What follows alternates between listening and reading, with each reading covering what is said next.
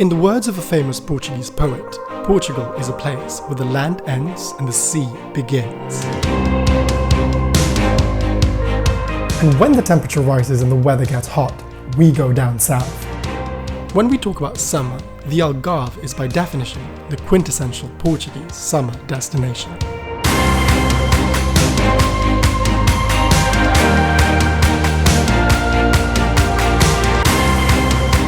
This is the glorious south, the country's summer holiday capital, an entire region in Portugal that's considered one of the most popular European summer destinations. It's where the local Portuguese and the international crowd flock to soak up the sun, swim in the glistening turquoise sea, explore over 100 miles of golden coastline. If this, my friend, sounds like a cup of tea, then Algarve is where you need to be. To put the importance of Algarve in the context of tourism in Portugal, it's the only region in the country that grows threefold in population during the summer season, and it contributes to at least 30% of the overall tourism revenue of the entire country. Of course, this year proved to be a challenging one for this sector, but that didn't stop us from going there. In fact, I completely support local travel and economy, and this is the perfect opportunity to hit the Algarve coast. I'm Jans, and you are watching In the Mood for Life.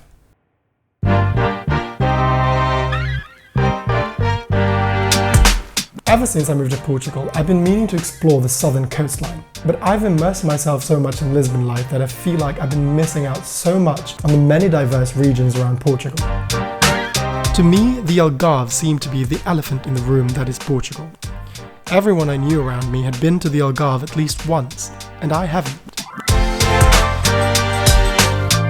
So when a dear friend of mine announced an Algarvian holiday, it was an offer I seriously could not refuse. Yes, let's go! Let's hit Algarve! And to celebrate this momentous occasion in life, I organised a Tesla 3 to take us down sustainably to the south, commencing this road trip in style. The Algarve is about 180 miles from Lisbon, and it takes roughly 2.5-hour drive to get to the region.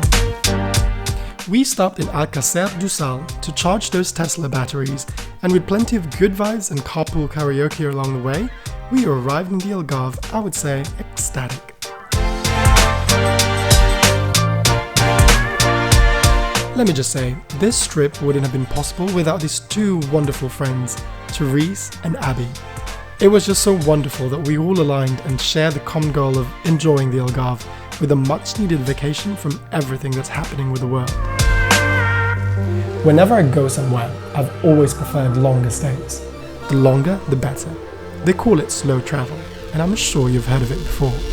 Groupers left and right, buzz like crazy. Everybody's trying to steal my lady. Spiders in the mirror and things can't be right. Modern travel in itself had become so fast-paced, so consumerist, and incredibly consumptive, that slowing our pace down might just be one solution to over-tourism. And why did you argue? Dreaming of those eyes, the best part of my life. Slow travel is a concept where you spend a longer period of time in a place, as opposed to short stays.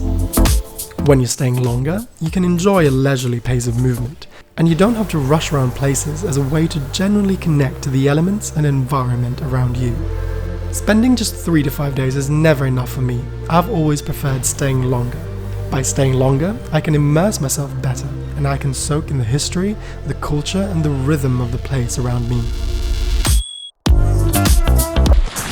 Speaking of soaking, we're definitely soaking ourselves in the Algarve, specifically in a little seaside town called Carvoeiro. And I'll be here for 12 days with friends, so there'll be plenty to share to you in this episode.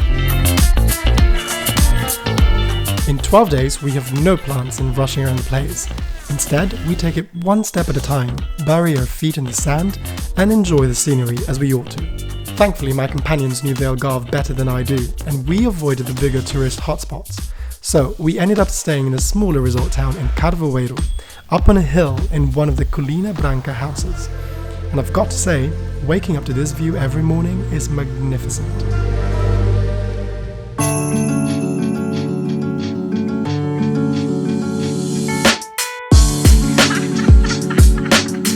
Carvoeiro in itself is a pretty town, offering the right combination of picturesque, charming, and a touch offbeat.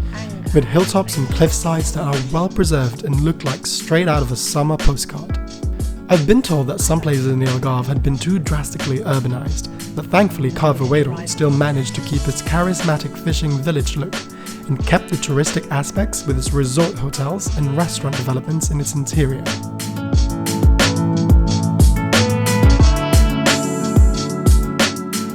Just in case you haven't noticed, beaches are a thing in the Algarve. The sea itself is the region's source of life, commerce and leisure. Plus there's over 100 miles of coastline here, so you certainly won't run out of options. In Carvoeiro, there's the main bay Praia do Carvoeiro, which is beautiful in its own right, and it gets even prettier from above. But because I love places that's far from the madding crowd, I highly recommend going across the other side of the hill, and you'll find a smaller, sheltered bay that's off the beaten track. It's called Praia do Paraíso, and you guessed it right, it's like a little paradise. Anger has a place in all of this. Up on the hills, we absolutely loved walking around its cliff sides, where you get the best views. And farther along its edges is the Carvoeiro boardwalk, where you can walk on top of the cliffs with some stunning views of the Algarvian coastline. And down below this long cliff walk are a series of rock formations called the Algar Seco, where you can go down and be fascinated with the otherworldly natural limestone carvings and with nothing but the Atlantic Ocean in front of you.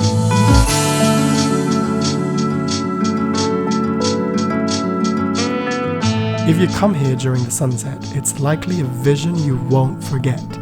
Sunset in the Algarve is also something that's well worth staying longer for.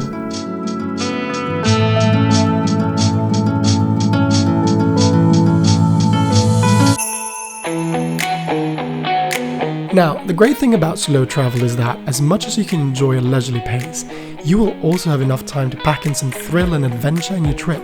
And while you're in the Algarve, you've got to go kayaking. It might just be the best thing you'll ever do in the Algarve. It's certainly one of our highlights. We went there early in the morning when there's barely anyone else in Praia de Benagil. Greet the sunrise and listen to the soft waves.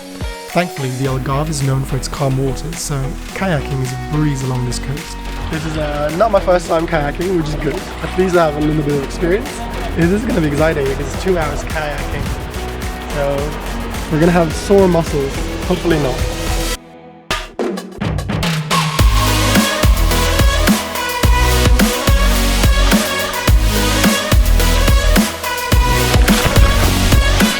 We are living. Therese is rowing. We are thriving out in the ocean in Algarve. We're working hard over here.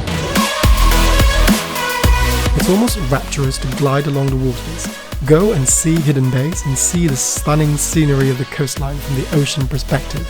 We could do this all day.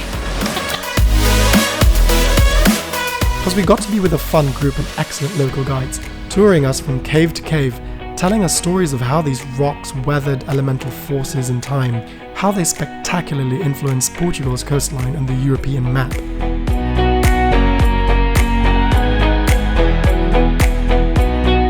Later, we ended a 2-hour kayaking exercise with a grand finale, a visit in one of the most beautiful caves in the world, certainly the most famous one in Portugal, Gruta de Benagil, or the Benagil Cave.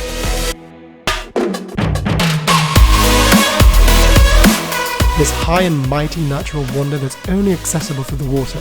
This is the cave with a skylight, and that makes it really special. No one recommends you to swim here, so take a boat, kayak, paddle, or whatever it takes for you to see this natural work of beauty. We've done a kayak, and now we're heading to apparently one of the best beaches, not just in Portugal, but in the world. We think it's number 11 in the world, or maybe it stays on the top 20, but kind of goes up and down. Right. It's a Monday, and we're heading to the beach, and what more can you ask for? Right? It's called Praia da Marinha.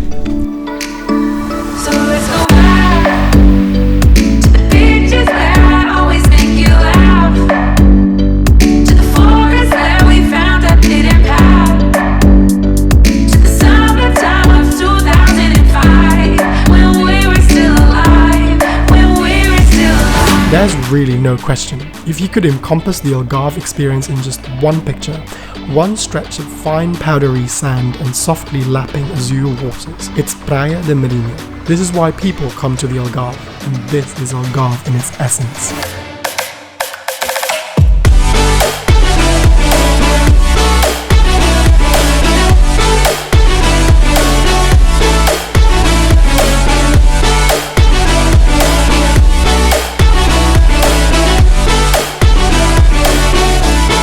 My friends, life doesn't need to be rushed.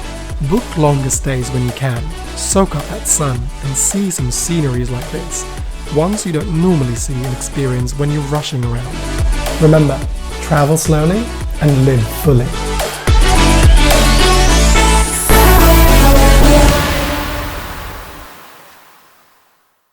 Thank you so much for being here again and for watching the latest episode of the In the Mood for Life series. This is part 1 of In the Mood for Algarve, so stay tuned for part 2 that's coming very soon, where we take a road trip from east to west of Algarve and to the southernmost point of Portugal. Make sure to click subscribe and turn on that notification bell so as soon as the new video comes in, you'll be the first one to watch. In the meantime, I hope this video has put you in the mood for life.